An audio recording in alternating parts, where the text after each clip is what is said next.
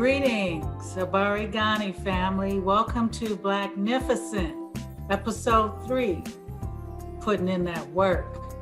I'm Dr. Jamil Harrell Sims, CEO of Harrell Kagler Interventions Incorporated. If this is your first time watching Harrell Kagler Presents, please like, share, subscribe. And if you have any questions or comments, please put them below. We'll definitely get to you as soon as possible. We'll be glad to have a dialogue with you. So today we're going to be talking about fighting back. I chose this subject because of two things. One, I had a student who made a statement, and that statement was inaccurate. They said that it was my generation's fault that we're in this condition, that my generation didn't fight, and that the millennials are the ones fighting, and the generation before that didn't fight. So in this student's eyes, we have done nothing. We have sat back and accepted everything, that all the treatment that we've been given, and we've been silent about it. And that's just not true. And so today I'm going to bring some receipts. And while I can't discuss everything and bring up everyone that I would love to bring up, it would take hours to talk about all these people. Our history cannot be defined in 28 days. Our history would take probably a couple of years to go through. There's just so much of it. The second reason is I was chuckling because I do a lot. I watch a lot of documentaries. I'm not big on movies unless they're historical, and I watch a lot of documentaries, and I watch people who have their own shows. And I specifically watch. I love to watch Tariq Nasheed, and I love to watch African Diaspora Channel and Fly Nubian Queen. I in particularly like Vicki Dillard. And last night she was saying, "You're going to get this work." And it was really cute how she says it. She's serious, but she's so cute. So I thought about, "You're going to get this work." And I thought about what the student was saying to me. And I didn't have the time to explain everything to that student because class was over. So today I want to address that. I want to introduce you to some people that you have not learned about in school. And let me tell you why. It's not to the system's advantage to show you or tell you about those of us who have fought back. Because God forbid you decide that you don't want this treatment anymore. And that is evidenced by the oppression and the fight against oppression that we have been experiencing in this generation. So for my young folk, I want you to understand that Black Lives Matter is not the beginning of protest. And the 60s marches are not the beginning of protest. We have protested and fought back since the beginning. And I want to give you some receipts. Now, granted, it's not going to be all the information. I just want to give you enough information for you to be interested in doing the research yourself. I'm not with the microwave generation. I'm not just going to give you everything and here it is, and you don't have to look for it. I want you to go old school with this. Why? Because this is our story. There's a reason it's called his story, because he who wins the war writes the story. So you're only going to get one perspective, and that's the perspective of the dominant society. What I'm going to present to you today, I'm going to give you some receipts. It's up to you to look them up. So let's get started, shall we? I'm going to share my screen.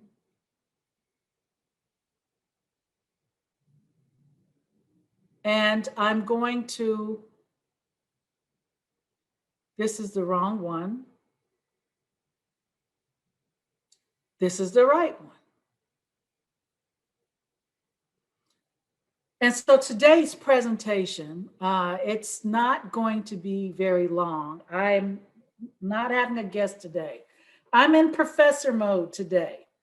So today is Blacknificent, given that work, the ones you weren't taught about for a reason. So I want to give you information on a few rebellions that I know for a fact you don't know anything about. And I know this because some of these I didn't know about. And there's just, like I said, there's so much information. So the Stonewall Rebellion of 1739, beloved, like, subscribe, share.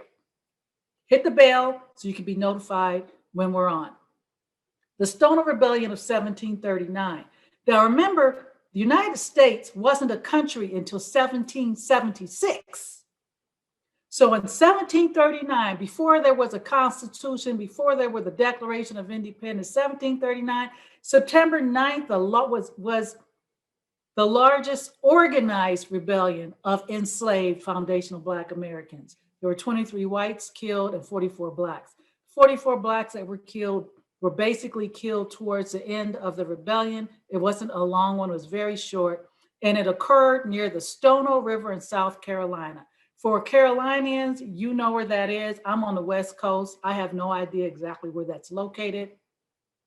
But there were 20 armed enslaved men. And notice I say enslaved, because one of the things that really gets on my last nerve is when students say the slaves.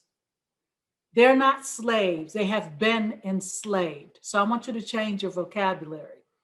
20 armed enslaved men marched through with signs and beating drums headed to Florida. And they were going to fight for their freedom by any means necessary. What does that tell me? Beating drums. That is an African Aboriginal thing.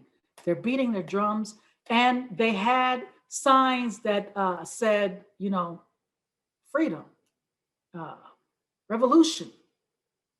They wanted you to know that they weren't about this life anymore. In fact, they probably were never about it. This is just something that was forced upon them. They were captured and hung 10 miles away. So they made it 10 miles. And then they were captured, and 44 of them were killed. But they took out 23. So they made some headway in their rebellion. The next rebellion that I want to tell you about is the New York City conspiracy of 1741. Why it's called that, I don't know. But 1741, and here's the thing about this rebellion is historians have no information on how and why it began. There's not a lot of information about it. They don't know what started it. I would tend to think they got sick and tired of being sick and tired. Remember what I said, sick and tired of being sick and tired, because I'm going to bring that up a little later on. And of course, it's thought to be that it was a plan to end slavery. I can't fathom any other reason for having a rebellion other than to end chattel slavery. So this happened between March and April. So between March and April of 1741, they set 10 fires. So they burned down 10 structures. And on the last day of the rebellion, 4 fires were set and they were caught. Now, it was bigger than the one that I just mentioned. So there were 100 enslaved foundational Black Americans who were tried and found guilty of arson, insurrection, and burglary. 70 of them were expelled. They were told, you have to leave New York City. So how they left, how they were taken out, I don't have that information. That's for you to research. 13 were burned at the stake. That reminds me of the Salem witch trials. Burned at the stake. That's extremely barbaric. Murder is barbaric, period. But burning at the stakes, fire, that's very barbaric. 17 Black men, 2 white men, 2 white women were hung. Now, I'm going to make a comment. 2 white men, 2 white women were hung. that tells me that they were allies. Otherwise, why would you be hanging them? They were allies. So I want to point out that in some of, some rebellions, there was help. If you don't know about John Brown, you better look that up too, because John Brown was white and he was definitely an ally. And he had a rebellion as well. They got him and hung him. And then there's United States of Jones. Now, if you're a movie buff, then you look up United States of Jones and watch the movie, because that was poor whites and blacks that got together, and Native Americans, and decide to live in harmony and know you're not going to come and disrupt and hurt the people that live in this town that we just created.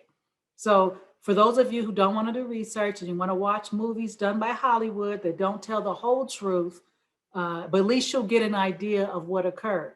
So that's the New York conspiracy. Gabriel Prosser. Well, the Haitian Revolution happened, and Toussaint Louverture beat Napoleon's tail and kicked them out of Haiti. It was very frightening for the French, and to this day, Haiti is paying for it. The French are always imposing sanctions and taxes on the French because they lost, and this is why Haiti's in the condition it's in. But hey, Haiti, I salute you. So the Haitian Revolution happened, and so Gabriel Prosser was inspired by the Haitian Revolution, and this would have been the largest slave rebellion of enslaved FBAs. It was organized well, and it was involving not just FBAs, but poor white and Native Americans. So this was not just a black thing. This was black, poor white, Native Americans who, I'm going to tell you, if you paid attention to the first episode, that's us too. They fought against wealthy whites. That was the plan. But what happened? Well, Prosser used his skills. He was a blacksmith. He was very good at what he did. And so as a blacksmith, he had access to materials, metals, and he created weapons. So they were ready to set it off. And the rebellion was planned for August 30th, 1800. But it was thwarted. Two reasons. One, it was a severe thunderstorm, so they couldn't fight in a severe thunderstorm. But the biggest thing, and this is something that we've seen throughout, is the bootlegs went back and told their enslavers of the plan, and that is how the plan was thwarted. They got so afraid that they went and told. This happened in the Nat Turner Rebellion as well. 65 people were tried, 30 of them were executed. So that means 35 were found not guilty or charges dismissed. And I'm going to assume those were not Africoid or highly melanated people that were dismissed. I'm going to assume that the ones who were found not guilty or dismissed were probably the white men who were involved in it. And Prosser was hung. And so that's how that ended.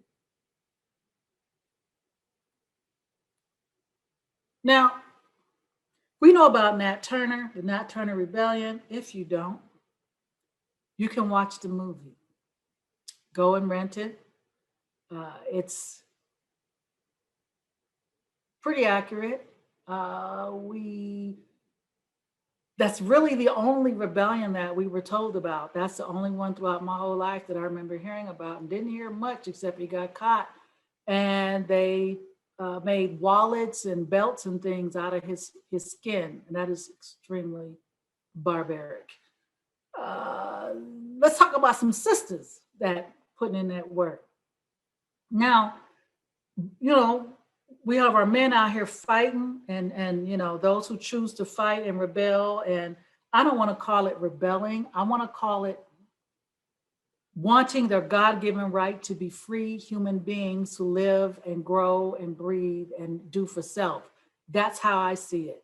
No human being should be enslaved and treated like cattle and go through the horrors of enslavement. When you watch slavery movies, those movies are whitewashed and they're very they're cleaned up, because if you read the slave narratives from people who actually lived through it, it is nothing like that. It is horrid, and it is, I have no words for it. For a people to make it through that, that's a strong spirit to make it through all that. But the sisters was putting in work. They were poisoning their enslavers. They set fire to their homes. Oftentimes, sisters were seen as witches because maybe they put that root on them. I don't know. But some of them, and at first glance, is like, wow, how could you do this to your own children? But the desperation was so bad. The living conditions were so bad that some of them drowned their own children so they wouldn't have to live a life of exploitation, violence, rape, sodomization, starvation. Just, you don't want your children to live like that. So I want you to, as horrible as it sounds, they're very revolutionary acts. So again, women didn't just sit up there and, get raped and abused and not fight back. I mean, I'm sure there are plenty of stories that we don't know about. But we won't know about the ones that are documented if we don't do the research and read what they've been through. Before I get into Dr. Napoleon Johns, Vernon Napoleon Johns, this brother is deep. Don't forget to, push that like, share, and subscribe. Vernon Johns, born in 1892, he passed away in 1965. This brother right here came before Dr. Martin Luther King. And what I'm going to say about Dr. Martin Luther King, God bless the ancestor, they don't tell us everything about Dr. King. The only thing they shove down our throats is that I Have a Dream speech and the March on Washington. He was much deeper than that and much more revolutionary than that, because when it comes to being conscious, there are levels. You go through levels. And at one point, Dr. King was speaking against the Vietnam War, which they really didn't like that. He had the Poor People's Campaign. They really didn't like that because the Poor People's Campaign had the ability to take poor whites, blacks, Latinos, or whoever else was there and put them together. Why? Because the commonality was that they were poor. God forbid that happened. Where have we seen that before? We saw that in one of the rebellions, with the Prosser Rebellion, because he had poor whites, poor blacks, poor Native Americans, and bringing them together. There's another one that I didn't mention, and that is the Bacon's Rebellion. Same thing. So we've seen this more than one time. That's how dangerous it is, because if we put our differences down and unite under one commonality, that's a fearful thing for a system of racism, white supremacy. So Vernon Johns, I call him the revolution in the pulpit. Again, Dexter Avenue Baptist Church, before Dr. King got there, Vernon Johns had that church. And he had a lot of fiery sermons against racism. He talked about it in the pulpit. This is when the Black church had something to say. This is when they stood behind you. This is when they got involved. We don't see that anymore. His response to discrimination that, FBAs faced on city buses was he got on a bus. They told him where he could or could not sit, told him sit in the back. And he said, I'm not sitting in the back. And he wanted his money back. Now, when he did that, that was a form of protest. See, because protest isn't just marching. Protest isn't destroying property or setting on fire or being violent.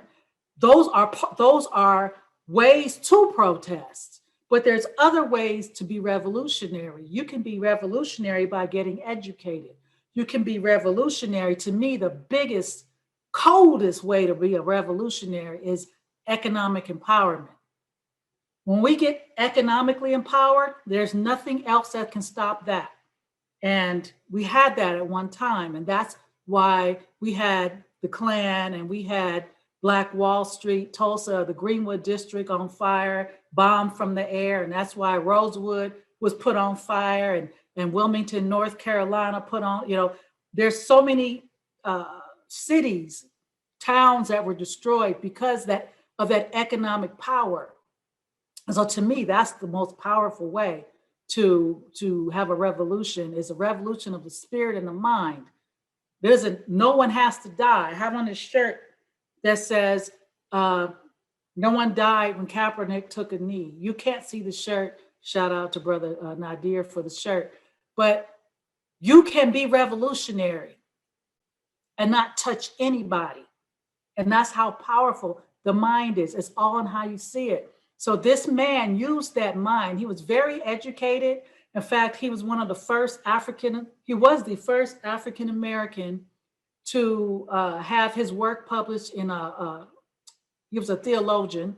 So he had his work published and he was the first one to do that. So it's very powerful, very highly intelligent and educated man. He refused to sit in the back of the bus. He wanted his money back, and that kind of started, and there's somebody else I'm going to mention that really was a catalyst for it, but that kind of, he set the stage for the Rosa Parks bus protest, in which she decided that she wasn't going to give up her seat. He also was helping African-American girls who had been raped by white men and demanding that the local authorities arrest and prosecute the attackers. So I want you to think about, this is in the 50s. And I know you have no knowledge of the 50s, and those who grew up in the 50s who are still here can probably really give us a lot of information. But for a Black man to stand up to defend Black girls that are being raped by white men and demand they be prosecuted, that is revolutionary. He took his life in his own hands. He was the one that Dr. King and Dr. Ralph Abernathy looked to for guidance, because he was so revolutionary. He even was growing food and selling it at the church.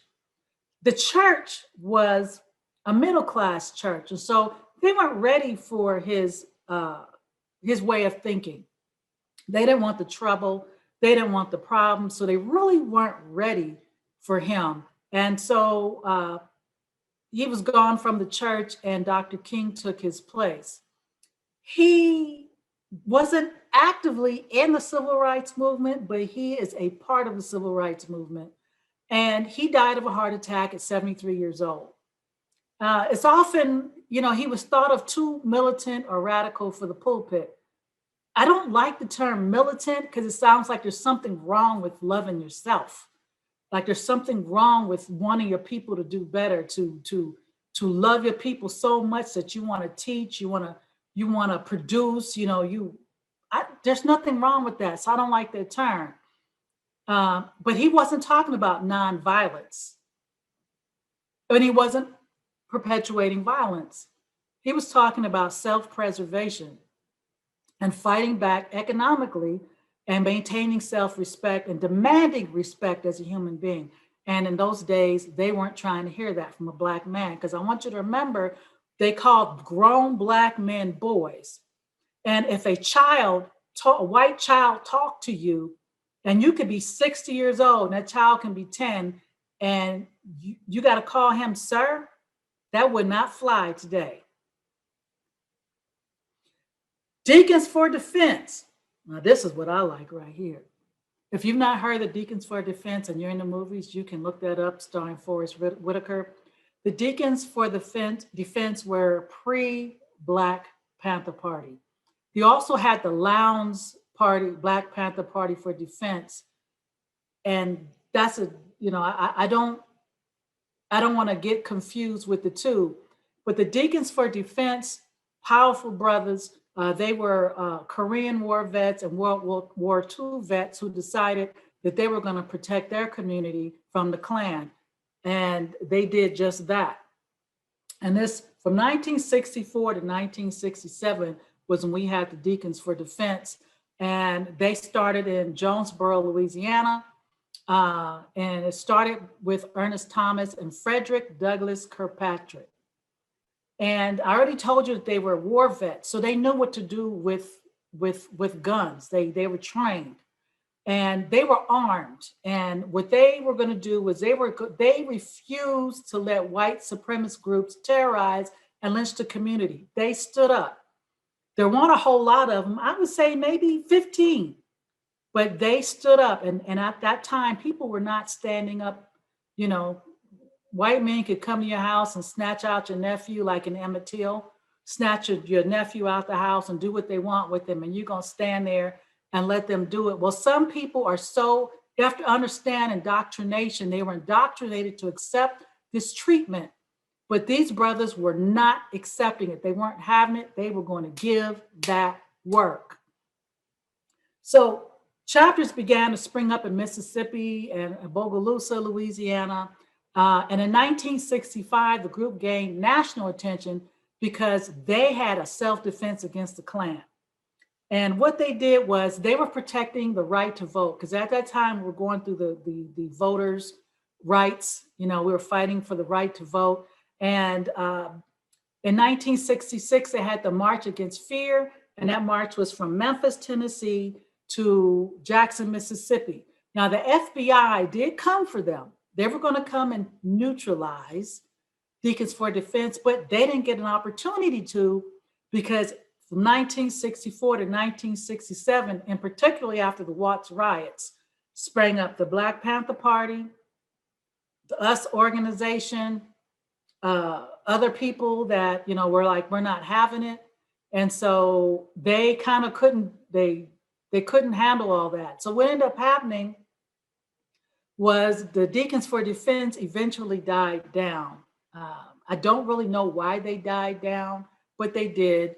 And so there was no taking them out. They just died down. And these brothers, these weren't young 20-year-old brothers. These were older, you know, maybe middle age, maybe 30s. You know, that was the age that they were. They protected unarmed allies such as CORE, which is the Congress of Racial Equality. And they proved that self-defense, Second Amendment, was a right, a human right to protect yourself and against resistance, against oppression.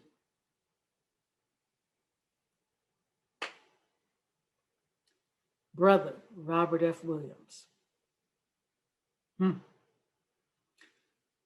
Robert F. Williams, this is a force to be reckoned with, nothing but respect for this man. And so Robert F. Williams, the thing about him is he was a grandson of former slaves. He was raised in Monroe, North Carolina, migrated to Detroit during the Great Migration, which was around World War II. My grandfather migrated to Detroit during that time, and then sent back for my grandmother and my dad and uncles and aunts. And so he got to Detroit. He worked in the auto factory, and they had a race riot in Detroit in 1943. It was a big one. It was a big one. And I want you to understand, race riot, let's change the wording. Race rebellion against oppression, and that's what I'm gonna call it. So they had a rebellion against oppression in Detroit in 1943. And he was involved in that. So he fought in that. He was already fighting in a war. And after a stint in the Marines, he went to the Marines, there's a little stint in the Marines, and returned back to North Carolina. He was the president, he became the president of the NAACP between the 50s and 1961. So NAACP has always been nonviolent, and they've basically been, you know, legal, let's fight in the courts. Williams made international headlines when he defended these two little boys. It was called the kissing case.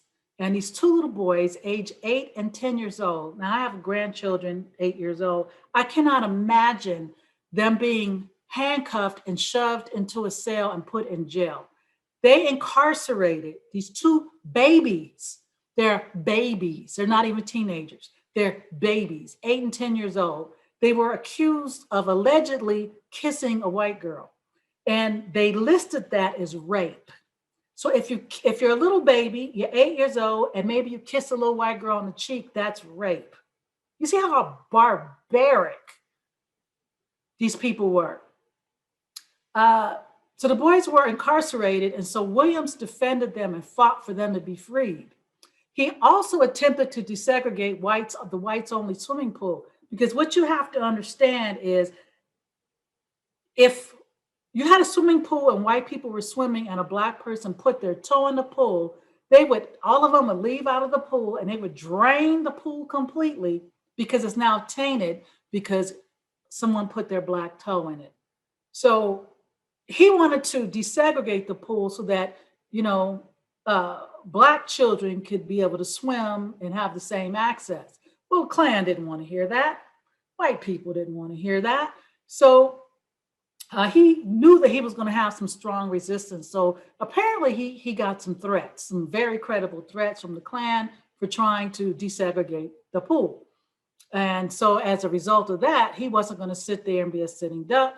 So he started stockpiling guns, and he was anticipating a personal attack, and brother was ready.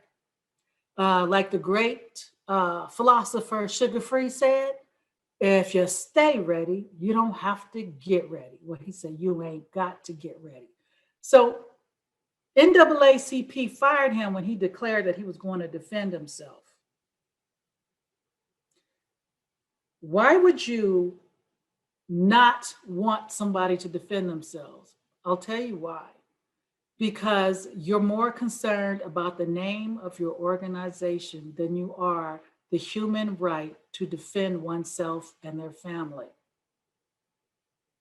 So he got booted out of the NAACP. So in 1961, him and his supporters, they tried another attempt at desegregating the pool, but they were met with the Klan. The Klan showed up and they had an armed standoff. Now, according to what I've read, there were no shots fired, but there was an armed standoff. And there's something to be said about a group of people who are unarmed and the Klan are armed. You know what's going to happen. They're going to take advantage of you not being armed. But when they got there and found out that these brothers was armed too, well, that changed the whole game, didn't it?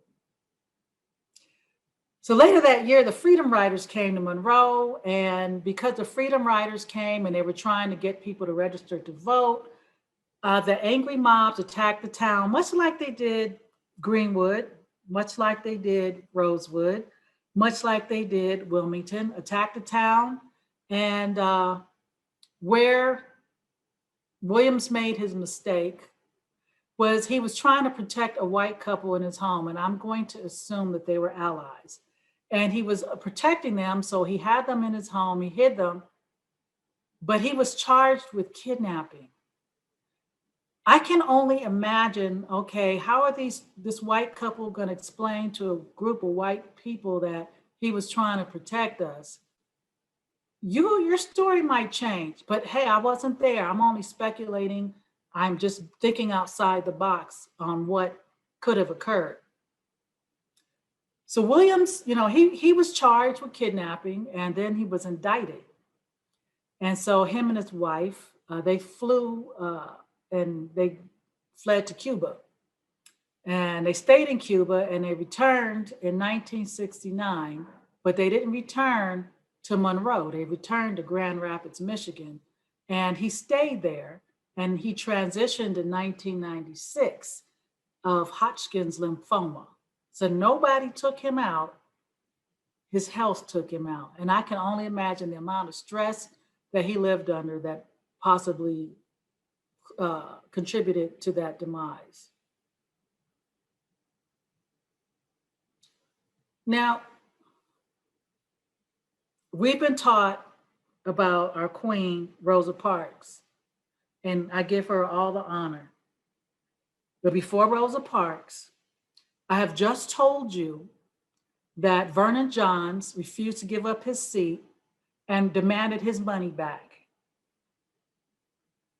But that was not, and that kind of set the tone, but that was not what caused the civil rights movement. That was not the Montgomery bus boycott. This 15-year-old girl, just a child herself, Claudette Colvin, was months before Rosa Parks. Claudette Colvin was 15 years old and she was an unwed mother. And so she refused to give up her seat to a white woman on a crowded bus. And for that, she was arrested. She's 81 years old today. She's still with us. And she is a pioneer of the civil rights era. March 2nd, 1955 is when this occurred. This occurred in Montgomery, Alabama. She was arrested, and she was one of 4 plaintiffs in the Browder versus Gale case, which declared that segregated buses were unconstitutional. But afterwards, she was labeled a troublemaker, and they made it very hard for her to flourish and have the future that she wanted in Montgomery, Alabama. So she left, she moved. Now, I'm going to connect Rosa Parks in that, understand that Rosa Parks was a secretary for the NAACP. And so if you are going to protest or if you're going to do some civil disobedience, we even know today that they're looking in your background to find something wrong with you. We know that if the police murder you, they look at Tamir Rice or Trayvon Martin. They were kids. But what do? They run to find something. Oh, he smoked weed. Well, Clinton smoked some weed. Obama smoked weed. That's not a big deal. Kids experiment, they smoke weed. And now weed is legal. But because he smoked some weed, they want to tarnish his image and to forget that he's a child. They want to destroy him. So it's called blaming the victim. And that's what this system of racism, white supremacy does. So Claudette, being 15 and being an unwed mother, could not be the face of the Montgomery boycott. So Rosa Parks became the face of the Montgomery boycott. And they were able to have traction and move forward because of Rosa Parks. But this young lady is the reason why this even started. It was her. The last, well, I'm close to the last now, actually. I could not leave without talking about Fannie Lou Hamer.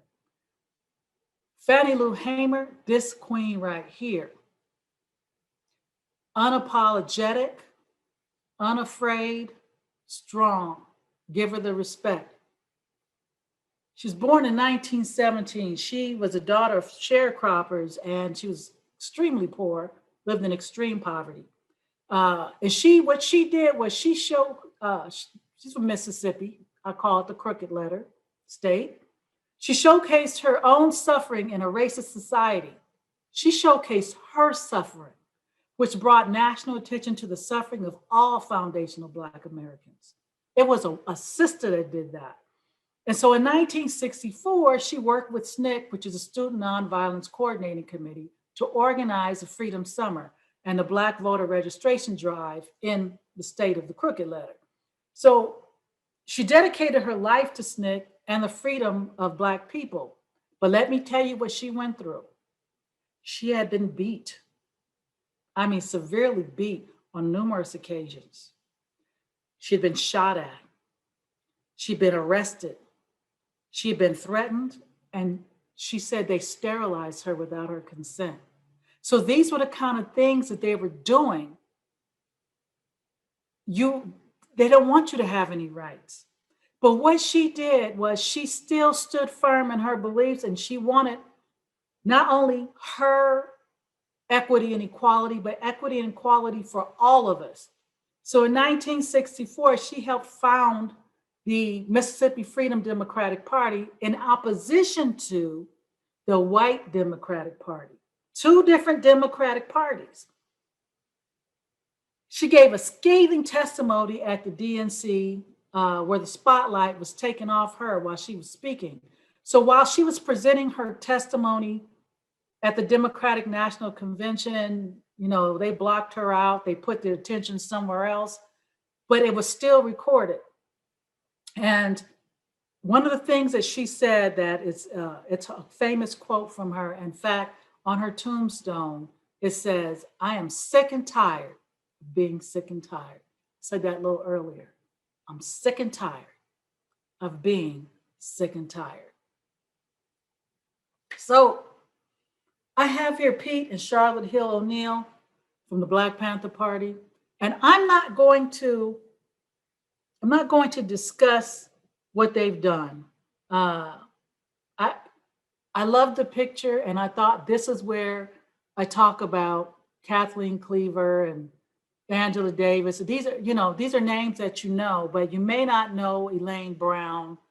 And we know a sister Asada Shakur and Matulu Shakur, and there's so many people that there's women and men. And I just want to make the statement that the Black Panther Party for self-defense, women were just as important as the men. The women brought just as much smoke as the men. In Tanzania, in Arusha, as a matter of fact, I had an opportunity to meet brother and sister O'Neill, but I did not, I was not able to do so. But what I want to say is, when we talk about the Deacons for Self-Defense, and then we talk about the Black Panther Party, and then we talk about us, we've got Malana Karanga is still with us as well, and we talk about, we have to take into consideration that the organizations that have fought for us from the beginning all the way to now, and these that I've mentioned that's not even 1/30th of what's out there as far as that smoke and putting in that work. Putting in that work is not just fighting with guns or with fists or, like I said, there's different ways to do this. We fight economically, we fight educationally, we fight spiritually. Some of us fight by prayer. Some of us fight by, do you know that even eating right, taking supplements, taking care of your health that's revolutionary. Because they'd rather you eat sick food that is no good. We have the highest rates of diabetes and high blood pressure and heart disease.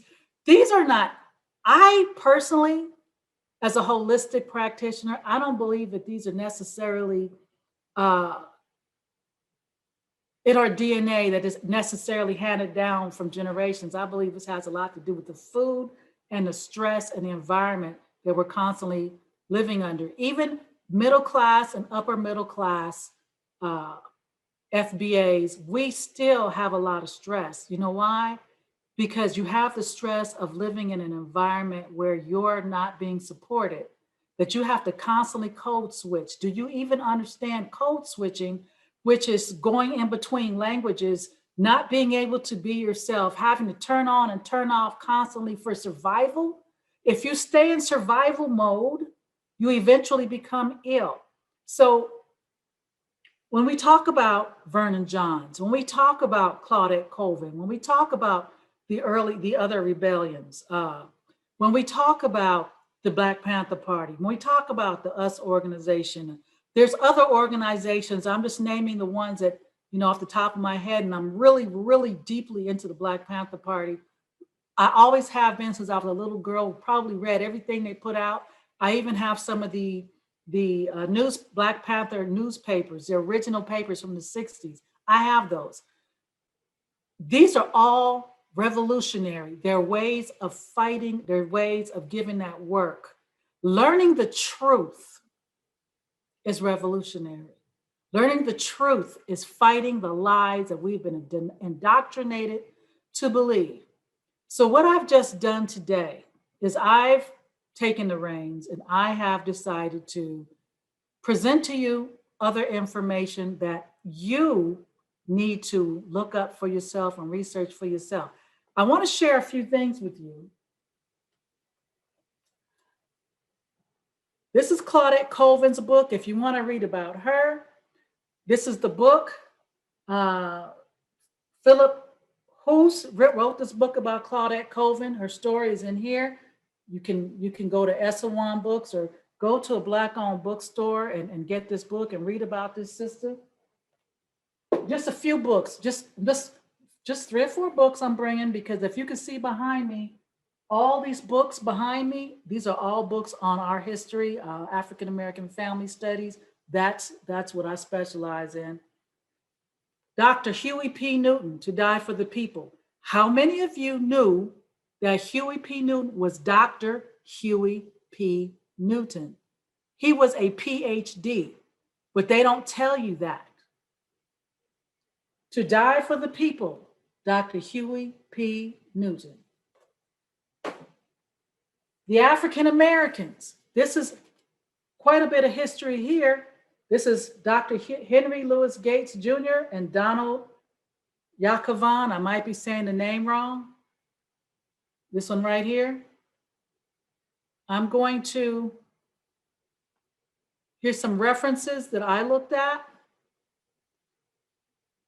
And if you want, I can put them down in the chat, down in the comment section, but you gotta make a comment for me to do so. So African Americans, here it is. Here's another Henry Louis Gates. This is really thick. This is Life Upon These Shores. This is 1513 to 2008. 1513 to 2008. 1513. This country was founded in 1776. We were here in 1513. Guess what? If you didn't, go back and look at first episode. Brother Shuja told you about Dr. Ivan Van Sertima and his receipts. Christopher Columbus himself said in his journal that when he got here, there were Ethiopians. That was in 1492. We were already here. So you have Henry Louis Gates that you can get your hands on. So just in case you couldn't see the other 2 books, Claudette Colvin, Dr. Huey P. Newton, To Die for the People. Reading is fundamental. It really is. If you have any questions, concerns, or you just want to make a comment, please comment below, like, subscribe. Our goal for Blacknificent, 7 episodes, different subjects. There is no reason why you don't learn the truth. You're not going to get it in school. I guarantee you that. You'll have to do some self-study. I want to thank you for being a part of Harrell Kagler Presents Blacknificent, because we are. And I will end with this. We, as a people, have to stop looking for others to do for us and do for self. That's what we have to do. The Honorable Louis Farrakhan, Minister Louis Farrakhan, has been saying that for years. Let's do for self. Let's learn who we are. Let's be revolutionary. Let's get educated. Let's get economically sound. Let's get our spiritual life together. Let's get our mental health together. Let's take care of our families. It's vital that we do that. If you have been offended by anything that I said, I don't care. Get over it. Forever forward, never backwards. This is Harrell Kagler Presents. Peace, Shalom, Hotep. Namaste.